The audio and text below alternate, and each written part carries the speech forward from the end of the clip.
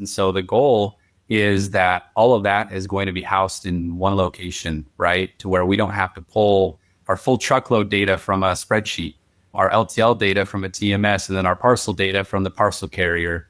All that is going to be housed under one house, one location. And we're already seeing the benefits of that on the data side as well.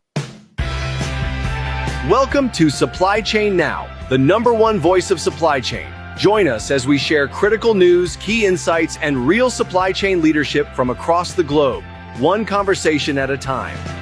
Hey, good morning, good afternoon, good evening, wherever you may be. Scott Luton here with you on Supply Chain Now. We've got a terrific panel that's going to be offering up a case study full of actionable takeaways. We're going to be touching on a wide variety of topics, from how to solve limited shipping flexibility. It's always a challenge. How to overcome data and integration hurdles. How to powerfully automate your shipping processes that's going to delight your customers and your team members.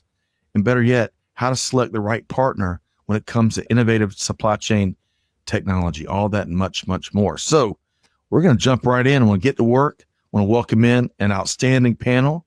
Tanner Dastrup, Director of Logistics with Trove Brands. Tanner brings more than 12 years experience with a growing organization, fine-tuning an excellent team that delivers for its customers. And joining Tanner and I today, backed by popular demand, 30-year industry veteran and the innovative founder and CEO of RateLinx, Shannon Vaillancourt. Folks, you're going to enjoy hearing Shannon's perspective on what Tanner and Trove Brands are doing and what he sees out in the industry. So let's welcome in Shannon and Tanner.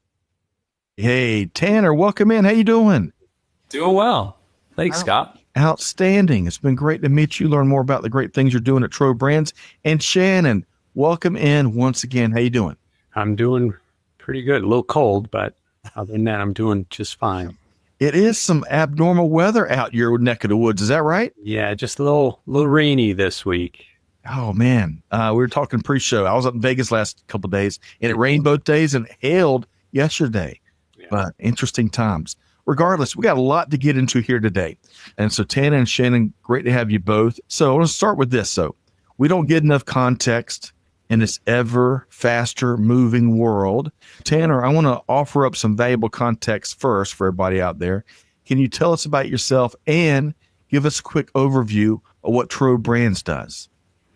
Yeah, absolutely. Well, first of all, thanks, Scott, for having me on the show today, and excited to be here with you and Shannon. So yeah, a little bit about me. As it was said, I'm the Director of Logistics here at Trove Brands. Been with the company just about 12 years. And I actually first started off in the warehouse when it was just blender bottle at the time.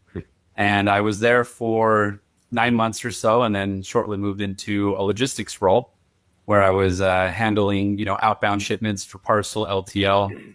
Then over the years, just grew with the company. So took on some leadership opportunities in a lead role, supervisor, and now the Director of Logistics. So it's been really cool to see not only the growth that I've seen personally, but just the growth of the company. And that kind of leads me into Trove Brands and who we are here at Trove Brands. So Trove Brands it's a collection of brands that's really, to simplify and improve everyday life. So the owners, Kim and Steve, they founded Blender Bottle in early 2000 in Lehigh, Utah. And that's where we're headquartered today. And real quick, just to dive into it's kind of an interesting story. So I wanted to share how Blender Bottle came about. The owner, Steve Sorensen, he was traveling for work, and he didn't have time to stop and get breakfast. So he had a protein shake. Okay. And he didn't have anything to mix that protein shake. And so he says he had a cup and a spoon. And I think he just did the best he could to mix up that powder, and, took a sip, and it was just clumpy powder. And I think he threw the rest away and went and bought a Snickers bar, and then went home and developed the whisk that goes into that blender bottle.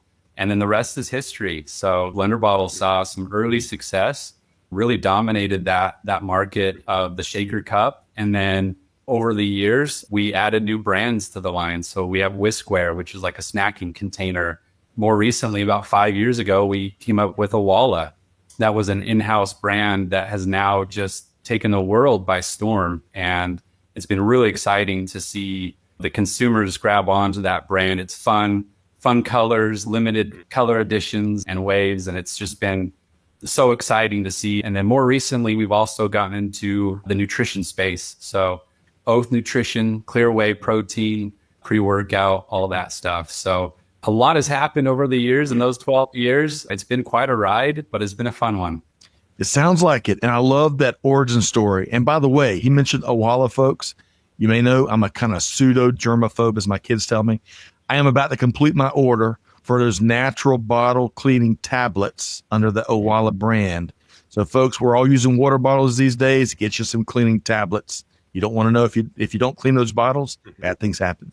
Anyway, Shannon, man, you brought quite the story to us here today. I look forward to diving more into Tanner's journey and the Trove Brands journey. But for folks that may have missed your conversations with us over the years, especially for our new audience members, would you share a little bit more about yourself and RateLinx? Let's see. I've been in the industry for about quite a while, over 30 years now that I've been doing what I've been doing. And, I just love working with companies like Trove Brands, helping them on the logistics and transportation side with our solutions. I always get a kick out of just learning about all these companies and how they came about and helping them with all their challenges that they have. So looking forward to today's conversation to share with the world and see how Trove Brands has a lot of unique things that they do and how we were able to help them out. I'm with you. I'm looking forward to learning more. I got my notes ready. Tanner, you have touched on your portfolio of products, right? All the different line items. I mentioned one of my favorites, those tablets. Let's talk about the scale of your shipping operations and the modes you typically use. I think that's important context. Tell us more. Yeah, absolutely. When I first started the company, it was mostly parcel, business to business with LTL, of course, and then a few full truckloads here or there. We weren't quite at the size to ship many full truckloads. And fast forward to today, that's changed significantly. Today, full truckload is a massive part of what we do. LTL, of course, is still, is a big shipping mode of ours, as well as parcel B2B. And then another area that we've seen that's grown rapidly has been our e-commerce.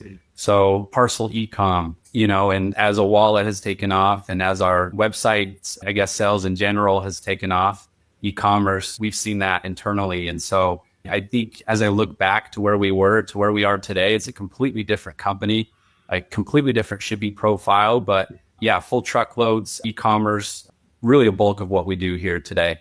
Okay. Outstanding, Tanner. Well, one of the big themes we're talking about here today is these common obstacles that shippers face, right? I'm going to start with one of the first ones, and we're going to get Tanner and Shannon both to weigh in. Limited flexibility. We need all the flexibility, agility, resilience, and patience we could get in the modern global supply chain. Tanner, how has a lack of shipping options slowed down your operations and driven higher costs, and most importantly, perhaps, affected the customer experience? Yeah, it's a great question. Focusing more on the parcel side, I feel like we didn't have a lot of volume back in the day to really be diversified with multiple carriers. And so we kind of just did like a rule-based awarding system where it was, hey, if it's shipping to this location, this is the carrier. We really didn't have a lot of options for, the modes of transportation, the transit time. We didn't have a lot of flexibility there. But as we've grown, we've seen that our volume has been able to help us secure better pricing, but also diversify a little bit with our carrier mix. One thing that RateLinx has helped us out greatly is we didn't have a system where we could rate shop e-commerce or parcel, right? And so we just kind of said, hey, if it's shipping to this customer in this area, use this carrier. Whereas today, we're able to throw in every single order that we get into our system, rate shop it live. So we know, is there a peak season surcharge there listed now? What's the transit time? We can really dial in our shipping options and select the best carrier for the best price that's going to get to the customer quicker and cheaper. And that has been a huge home run for us. Tanner, I love that. I'll tell you, you just took me back to my earliest days in industry where I was shipping construction materials out to sites across North America. And we used 3 or 4 shippers based on the general region, right? Oh my gosh, very constrained. Shannon, to kind of broaden it out here, those challenges and some of the perspective Tanner shared, when you think about what you see out across industry and all other companies you're working with, how do limited shipping options and inconsistent carrier choices affect costs and that customer experience? Well, and strategies Yeah. Or you see, two-part question, Shannon. I got to sneak a second one in.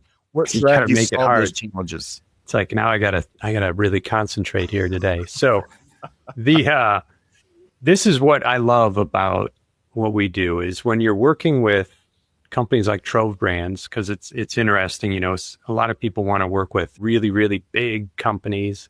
And what I like about this size of company, right in the middle, right in the sweet spot, is as they're scaling, this is what they run into. Because what happened, yesterday and what they were able to do yesterday, it's not that it doesn't work today. It's that they just have more volume. So that instant is going to happen more often. So by giving them a tool and software to help them make decisions faster, they're able to now come up with real strategies and diversify the freight, which then allows them to tap into cost savings opportunities, service opportunities for customers, and being able to weigh both of those together.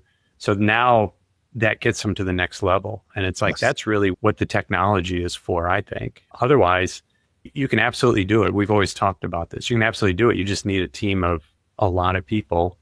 And for those that have talked with me a lot, you realize that unfortunately, as people, some days you're just not on your A game.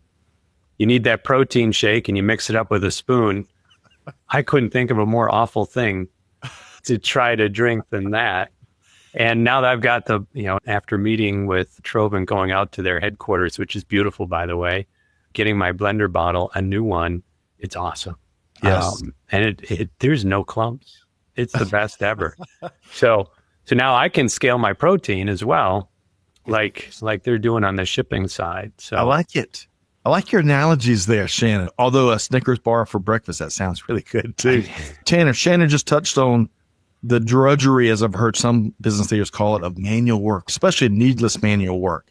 So when it comes to managing shipping rates and carrier choices manually, that can be a big headache. I've been there, done that. How has this impacted your ability to scale operations and, of course, keep those costs under control? Yeah, no, that's a great question. I have two things that come to mind here. The first being with e-commerce, as I mentioned previously, it was a very manual process where we had in rules that we would establish, right? And so what that would require is, hey, if it's shipping to this customer in a PO box or a military base or in this region or zone, we had to try and juggle all these rules manually. And it got to the point to where we had to question if some of these rules were even accurate. And so, we did see some issues with some orders where, we selected the wrong carrier in this region. Whereas now, having a tool that can spit back rates and for a carrier that can't take a certain area or zone won't even rate. And so it really eliminates that guessing game and manual work. The other thing I wanted to hit up on was full truckload. Talk about manual process. This was a very manual process for us not too long ago. And I'm sure some people are going to shriek a little bit or cringe when we say what this process was. But, anytime we had an order that was a full truckload size, we would send out an email to our brokers. And then we'd wait for all the quotes to come back in email. And then we would award that shipment through email. And then we'd have to go in and log the order details and that quote. And it was about as manual as it gets for full truckload. Fast forward to today in the system, having an option where we have an auction in our system where we plug in the order details and then it fires out to our brokers. They can get on there. They can add their bids. They can go in there and they can add multiple bids if they really want the lane. And then on the invoicing side, because it was so manual before an email, where did we get those invoices? Through email in the past. And so now they can upload those invoices in the system directly. We can go in, audit and approve all within the same system. And so looking back, I think we're going to laugh a little bit, how that process was, but excited for this new system and having it all in one location, one software, and not having to try and juggle, where was this awarded? What was the quoting on that again? Do I have to go in and, we didn't log it. It was about as manual as it gets. And fast forward to today, it's automated.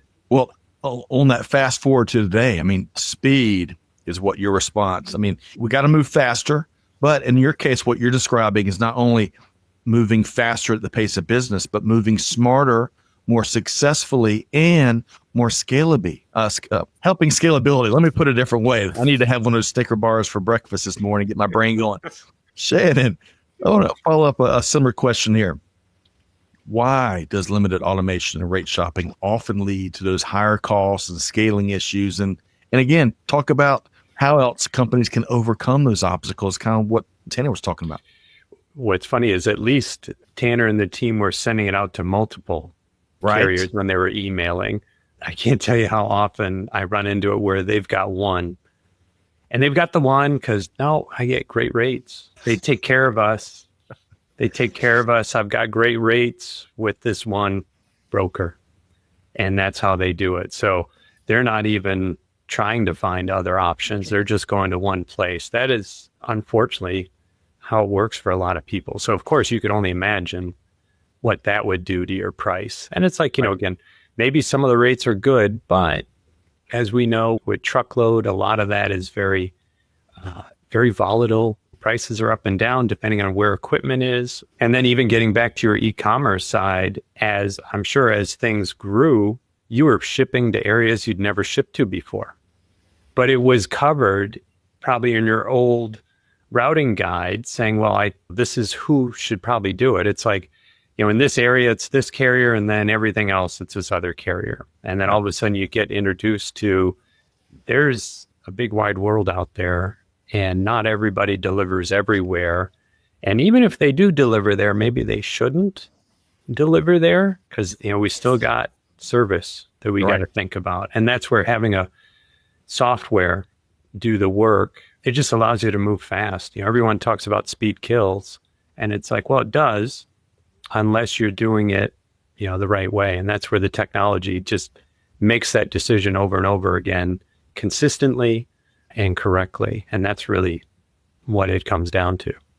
Well said, Shannon. And of course, going back to the first part of your response, less options usually equals more cost, right? Mm-hmm. And of course, it's going to hinder scalability and growth and problem solving and probably increase a lot more work on the team. Tanner, as you're talking about everything that was going into your email inboxes, oh my gosh, I was just picturing overflowing emails. And I bet all of us can relate to that. A ton of manual work. And the great news here, as we're going to touch on throughout the rest of the show, the best news is there's a better way. There's a better way to help provide our team members with better days and better ways of serving customers. So, Tanner, you touched on those invoices earlier, right? Or filling up email inboxes. A lot of companies, on a similar note, struggle with data and integration hurdles, right? You got a bunch of systems and none of them talk to each other. And whether that's impacting freight audit discrepancies or ERP, business intelligence connections or other things, how the challenges like that, how do they affect your ability to scale and get those critical real-time insights at Trove Brands? Tell us more about that, Tanner. Yeah. I think first on the integration side, as we were looking at a new system, a new TMS system, that was probably the first on the list is how does it integrate with our current ERP system? We actually moved to a new ERP a few years ago. And so that was the number one on our list is how does it integrate? Not having to go from the ERP to a web page to back to the ERP and manually enter in details that we just awarded in the TMS, was crucial for us where those things could communicate together. And we've seen that already where there are situations where we don't even have to go to a web page, the TMS. We can just, rate shop and award orders within the ERP. It doesn't sound big, but saving a couple clicks over time and over years is huge. So that alone, not having to remember, oh, okay, I'm in this system here. Now I have to pull up this system and click in this order here. That all can be managed within one, our ERP. And that's been a game changer for us. Now on the data side, very similar on the data side, we found ourselves having to go to multiple portals, whether it was a carrier portal or our TMS or what have you, to gather all of our data. Our analyst on the team, she was taking notes and she's like, okay, so I have to pull up this portal to get this information. I have to go here to pull this data, and this transition to RateLinx is new for us. And so the goal is that all of that is going to be housed in one location, right? To where we don't have to pull our full truckload data from a spreadsheet. our LTL data from a TMS, and then our parcel data from the parcel carrier. All that is going to be housed under one house, one location. And we're already seeing the benefits of that on the data side as well. Tanner, that was outstanding. I got to go back to earlier in your response, clicks.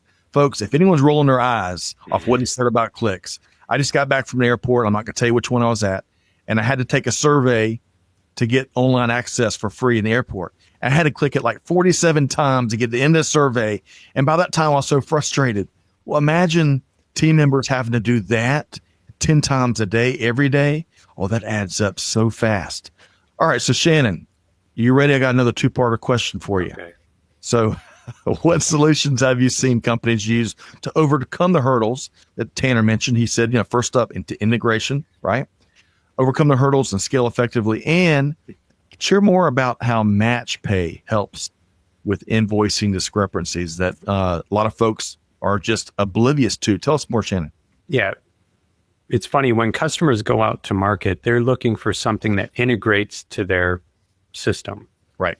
And that's good. But what I run into a lot is they have software that already integrates to their system, but what it doesn't do is it doesn't integrate into their process. And that's where some of the things that Tanner was talking about, it's about their process. So they're able to quote freight directly from the ERP, and because that's their process. Right. But then I go to the next company, they don't want to do it that way. They're going to do it a different way. Do you have a system that is flexible enough to fit into your process? And do you have a partner that understands process as well? So I was actually talking with a company yesterday, and they have a product that they ship out that goes into 2 boxes. So you buy this item from them and it gets put into 2 boxes. And they've got systems are all integrated, but for whatever reason, the shipping system doesn't understand that this item goes into 2 boxes. So I guess whoever that is, whatever system that is, told the company they need to stop doing that. And the problem is it's like 80% of their sales. It's a top mover, this product that ships, so imagine, how do you handle that and connect all that together? And then now you get an invoice in on the back end side of that stuff. So how do you know what your real freight cost is? Because when you ship it out, that's what you're accruing. That's what you hope the freight is going to cost. And then how do you actually match it all up at the end? And that's where the match pay comes into play. And for a lot of customers that are out there, a lot of our companies that are leveraging this stuff, they have to be able to keep track of, what was my real freight spend?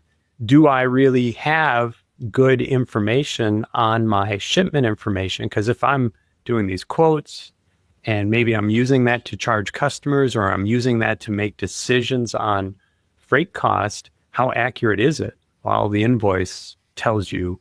And if you can match that back up to the original shipment, not only are you solving the whole settlement process, but now you're really giving yourself the business intelligence that you need to make sure that your strategies that you have in place are working correctly.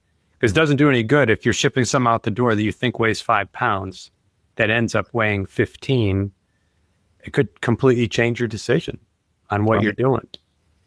Early in your response, Shannon, really important. I loved your example, because the technology needs to meet the business with where it's at and what's working really well that is already delighting the customers.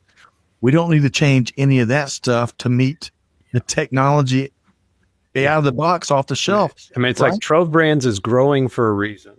They've got that side figured out. Don't make them change it. What you want to do is make it, you're coming in to grease everything up. Make it go faster. Make it be easier. It's, get rid of the friction. Do that. Yeah. Don't change it. I mean, that's just silly. Man, that's like telling Walter Payton not to run to catch more passes. Shannon, I know you're a big Bears fan, right? That's not a good thing to do. So pivoting, Tanner and Shannon, from big picture data challenges to something a bit more specific, and that's your B2B less than truckload shipment. So Tanner, how do integration and rate visibility issues play out when you're trying to give customers the all important accurate options and costs? Yeah.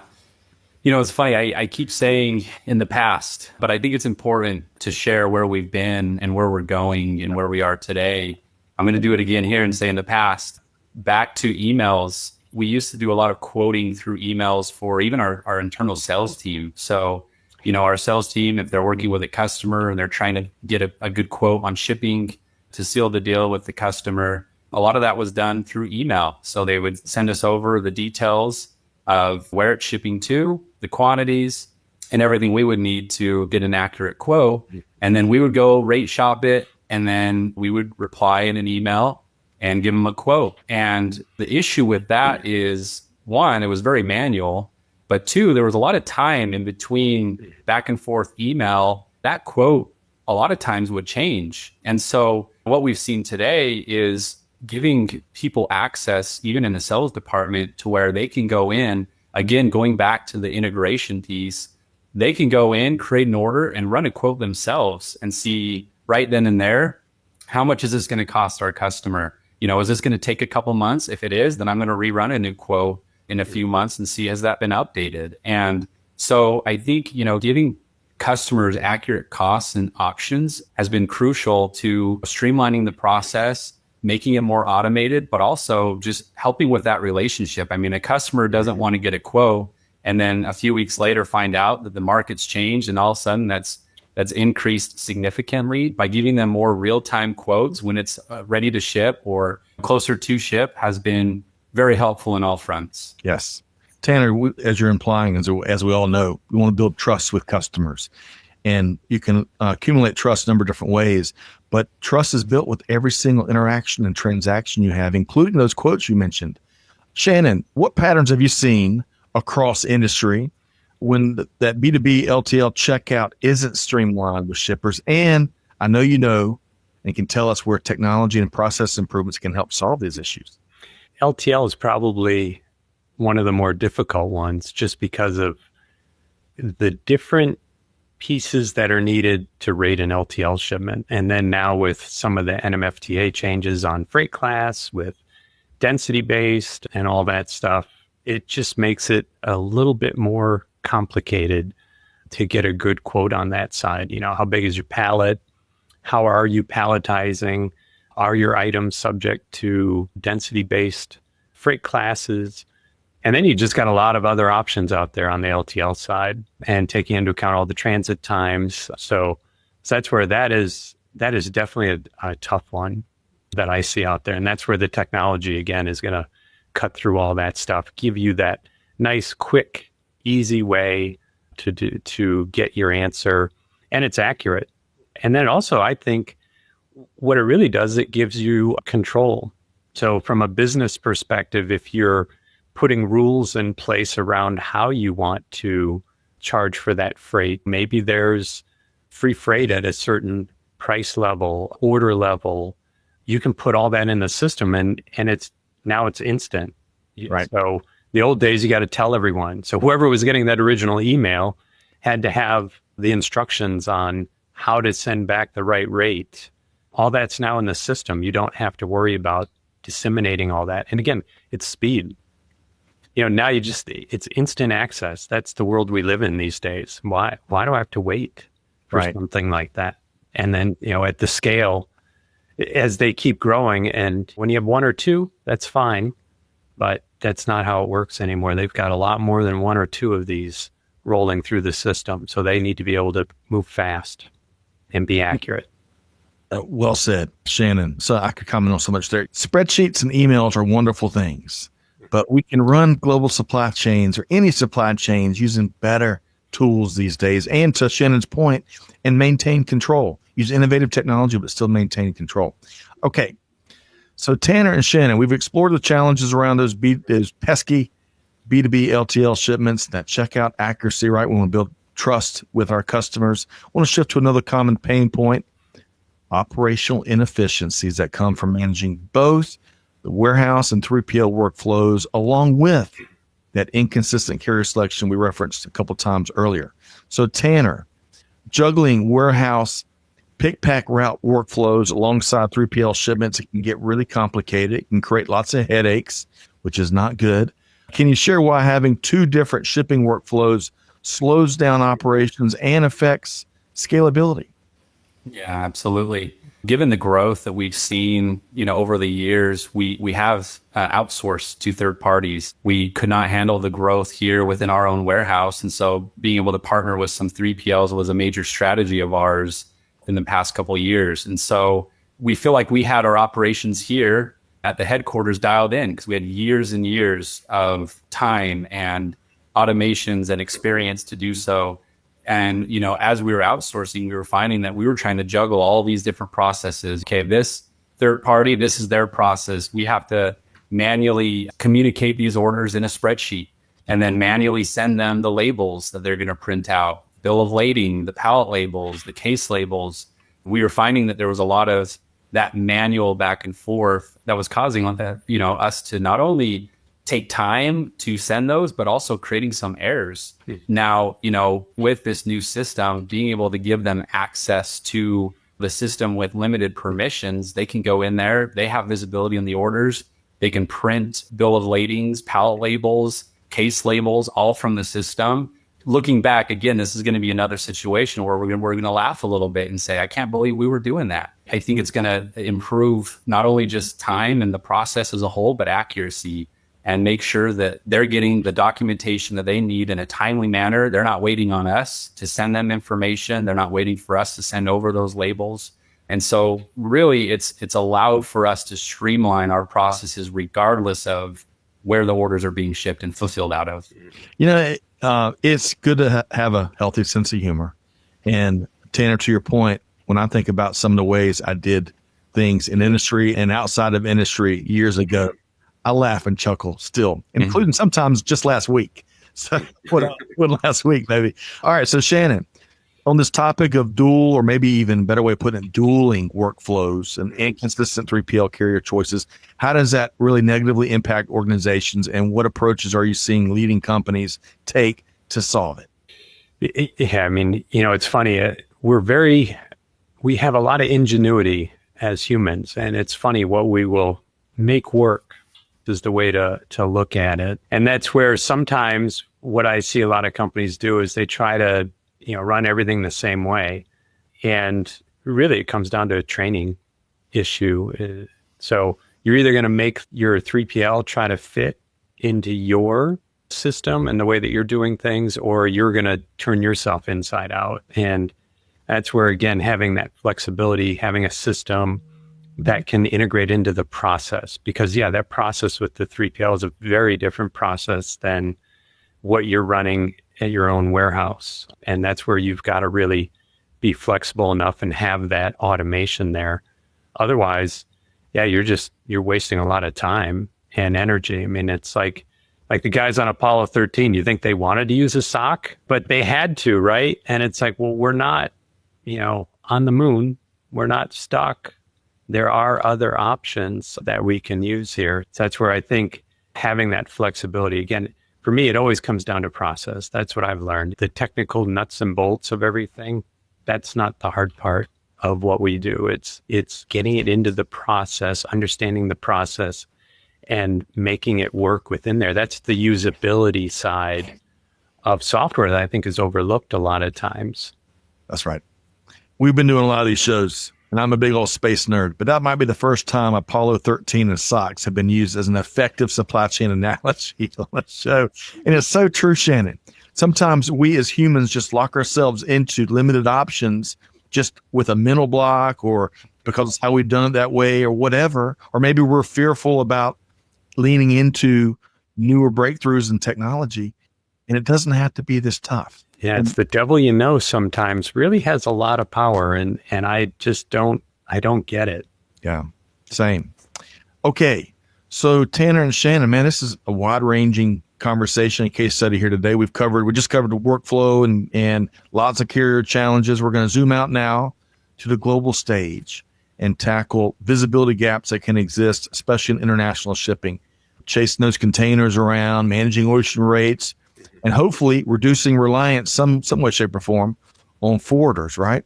Bringing our destiny within our own control. So Tanner, container tracking and connecting that data back to anyone's ERP can be tricky. You talked about how integration was one of your top priorities. Can you share how these visibility challenges can play out in day-to-day operations? Absolutely. Yeah. Going back to your comment, Scott, about businesses being built on spreadsheets and emails, that's what we were built on, spreadsheets and emails. Just about every process that we did, there was a spreadsheet that we were in.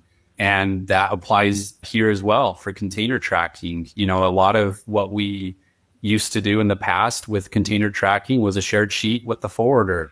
They would go in there and add updates to the container and say, hey, this container is delayed because of X, Y, or Z. Now, once we got into our new ERP, we found that there was a lot of fields for container updates. I mean, I think there's probably 20 to 30 fields where you could get updates and status updates of where the container's at, what's happened to the container, when it's going to arrive, when's the new must arrive by date. And we found that before RateLinx, you know, we were able to utilize those fields, but they had to be manually entered still. We would get what the forwarder would tell us, and we would go in and we'd update those fields manually.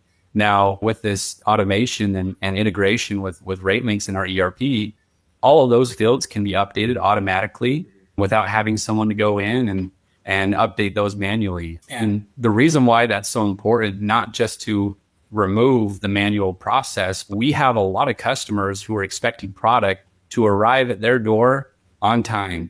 And that's one of the biggest things that we oversee here at Trove and on my team is, you know, on time in full to the customer. And even a week delay over the ocean or at the port can really throw a wrench in our on-time compliance to our retailers. And so having more updated real-time visibility allows us to go to the customer ahead of time and say, hey, there's going to be a slight delay. Can we get an extension? As opposed to a week before trying to knock on their door and say, hey, we're going to be a little late. And they're going to kind of say, oh, sorry, chargeback is coming. Being able to communicate ahead of time and say, you know what, there's going to be some delays.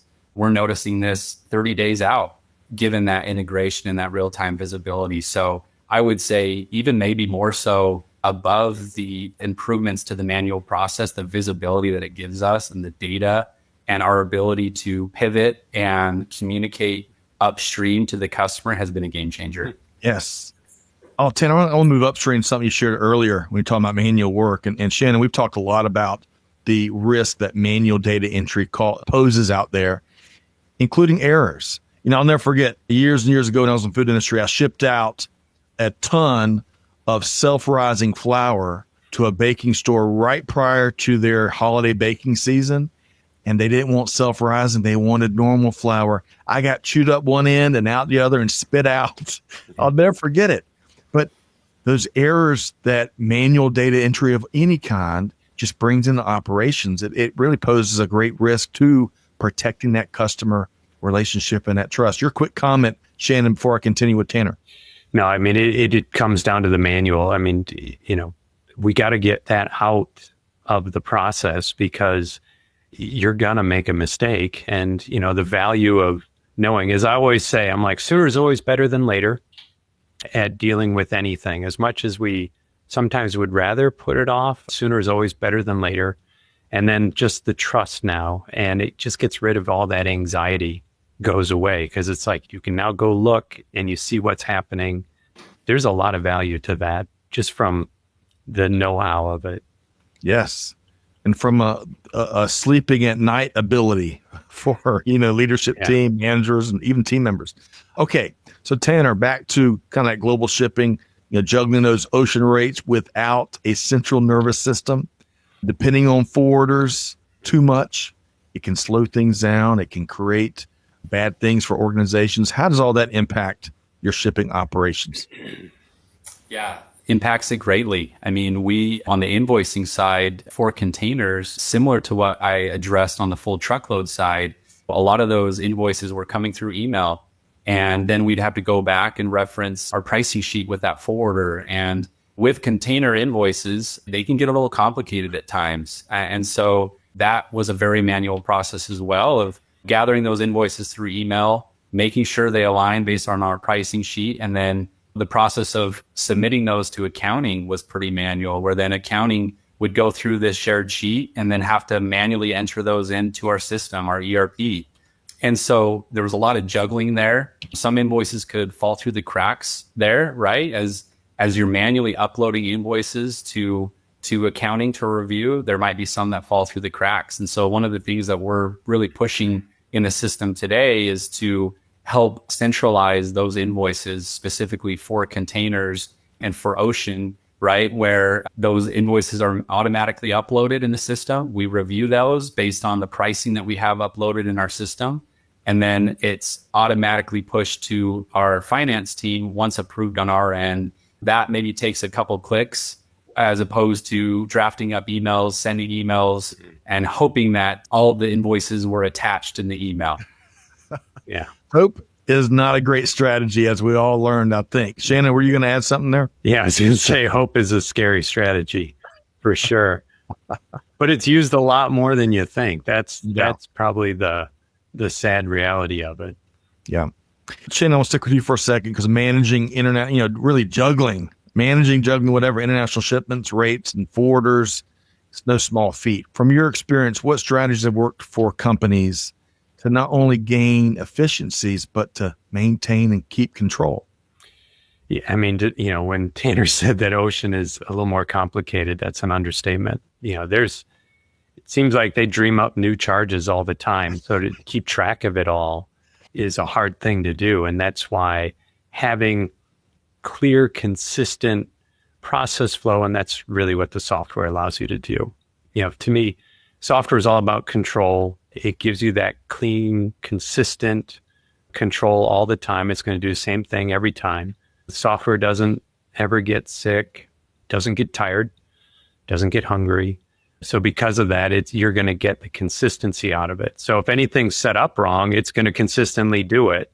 So it really stands out, and then you fix it and you don't have to worry about it again.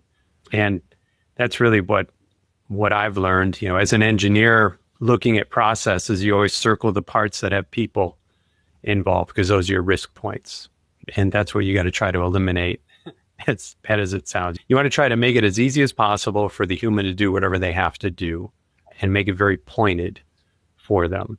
And if you do that, you're going to get speed and you're going to get accuracy. Love that. Okay, so we got a fast and furious finish. And Tanner, we're going to kind of shift over into a new aspect of this conversation. We've tackled 5 of the biggest shipping challenges out there, from rate optimization and data hurdles to complex B2B checkout, operational inefficiencies, international visibility gaps, people and manual error challenges, right? All that's part of the daily equation. We've also explored some strategies to overcome all of that, making life easier for customers and team members alike. So when you think back, Tanner, you touched on this a little bit earlier on maybe the front end of today's segment. When you go back to your own TMS search that y'all poured due diligence into, what features or issues would have been or were maybe deal breakers? Yeah, that's a great question. We had quite a list of requirements that we were looking for in a new system. Some deal breakers would have been not being able to directly integrate with our ERP. That actually narrowed down the search quite a bit, as that was our number one requirement, was that it needed to directly integrate with our ERP. Other deal breakers would have been not having the ability to do multi-mode rate shopping, eliminating the guesswork out of it. So if I have an order that maybe is in between a parcel and an LTL shipment, and I don't know which one it should be, being able to rate shop them both at the same time and let the system decide, ship this parcel or ship this LTL, that was a requirement. I would say, obviously, support on our account, knowing that we would have a system that could grow with us, that would be willing to grow and listen to our needs. That would have been a deal breaker if it was just an out-of-box solution. I think international, not having the ability to have container tracking, invoicing, making sure that the invoices were accurate and match pay, that would have been a deal breaker. And lastly, I would say having a place where we could gather clean data in one location, by not having that would have been a deal breaker. And so those were really all, there was more, but I would say in terms of the priorities, if one of those were not on the list, then we moved on, and they were very crucial in our decision-making process. All right. So Shannon, really quick, Tanner shared a bunch of non-negotiables and what they were looking for. And I bet you've heard a lot of those. Is there one that stood out that folks really need to appreciate and take from this conversation, Shannon? The one that I look at from our perspective is, when we're dealing with companies out there and we're talking with them, we like to make sure that it's a fit because we're going to be working together a lot. And I think, great, the nuts and bolts of the technology, obviously we got to be able to deliver all the carriers that they need, do all the processes that they need. But then how do we work together? And that's really more on the support side of things, because implementing a system, I think, is pretty easy to do because you've got one finish line. It's a pretty finite scope when you think about it, and everyone's motivated to get to the end. Then things start changing. Businesses grow, businesses adapt. They're going to need changes made. They're going to have questions about stuff. Some of their ideas are going to be great that they want to do. Some are going to be really awful. And do you have that type of partner on both sides that where you can have those conversations and come up with the right answers at the end of the day that actually work when deployed? Because it's like, yeah, we can make software do whatever they want it to do, but should it? Ooh. Not always. $1 question to be asking ourselves. Yeah. Okay, final question. We're going to share some resources. We're right up here against it. But Tanner, when you look back and you reflect back, it sounds like you're a very reflective person, much like I am, maybe Shannon too. What lessons or advice would you share with our audience members and our esteemed colleagues out there that are also researching for the right TMS solution to replace their current one?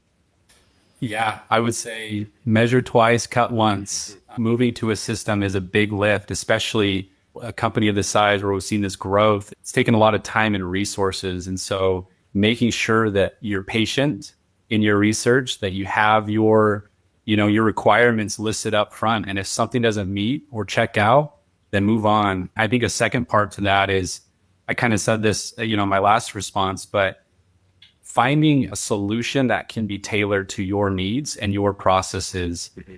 It's funny, when we first met with Shannon and went over RateLinx, we did a couple demos, and just about every question we asked was met with, yeah, we could build that. We could do that for you. And at first I was like, I don't know, like, is he just trying to sell us on the system? And then we go live and it's not true, or, we can't have some of that capability. But I was pleasantly surprised that as we have moved forward with RateLinx and gotten in the system and shown what we need out of the system, everything has been able to be added or taken away or customized. And having a solution that can be tailored and can grow with your business, I think is incredibly important. It was cool. We were able to go down to Arizona for a RateLinx conference. And as we looked at the roadmap moving forward for RateLinx, one of the questions that Shannon asked was, what do you guys want to see in the system? What do you guys want?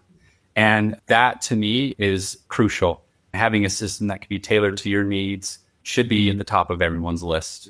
Man, Tanner, I love that. And you're right. I've seen Shannon in action multiple times do just that. And, the voice of customers, North Star, and customers are going to bring you the best innovations, the best ideas out there. So Shannon, I'll get you responded out really quick. Then I'm going to share some resources and wrap things up. For me, I always think about solve the right problem. That's what it comes down to from on our perspective, is making sure we understand what problem we're trying to solve. And that's where we talk about our 3Ds, diagnose, develop, deploy. Diagnose the problem so you can develop the right solution that when deployed actually works. Mm-hmm. And that's why we always ask our customers, what do you guys want? This is your system.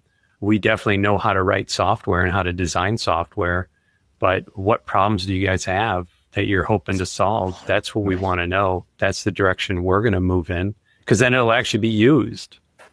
That's what we all want. Real quick, I remember meeting with a customer once, and they're like, I don't understand. You guys are just software people. You just write software. Why do you care, what you're doing? It's like, well, we're people still, and we like to do things that are fulfilling.